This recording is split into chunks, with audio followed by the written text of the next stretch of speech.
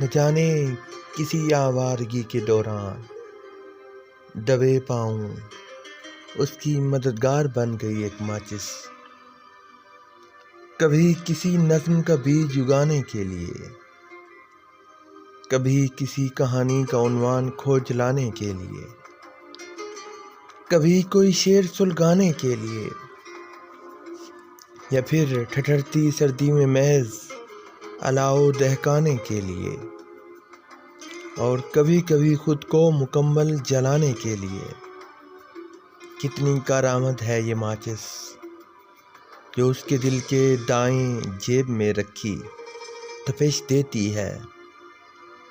اس کے خالی کھوکھے میں اس نے کتنی نظمیں، کہانیاں اور شعر چھپا رکھے ہیں، یہ صرف وہی جانتا ہے کہ اس تجوری کی چابی رگڑنے سے اندر کی روشنی باہر نکل آتی ہے۔ السلام علیکم سامعین، کیسے ہیں آپ؟ میں ہوں آپ کا میزبان RJ شام۔ مجھے امید ہے کہ آپ بالکل ٹھیک ٹھاک، فٹ فاٹ، مزے میں ہوں گے، لائف کو انجوائے کر رہے ہوں گے، پریشانیوں، تکلیفوں اور بیماریوں کا ڈٹ کے مقابلہ کر رہے ہوں گے۔ 2021 یعنی کہ نیا سال آپ کو بہت بہت مبارک ہو، اور میری دعا ہے کہ اس نئے سال میں خوشیاں آپ کے گھر آتے آتے نہ تھکیں، اور غموں، دکھوں اور تکلیفوں کو کبھی بھی آپ کے گھر کا دروازہ نہ ملے۔ آمین ثم آمین۔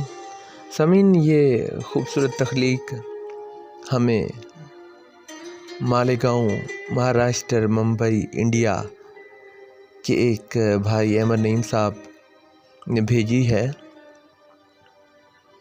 اور بہت ہی خوبصورت تخلیق ان کی، اور میں نے اس پر ایک ویڈیو بنائی ہے۔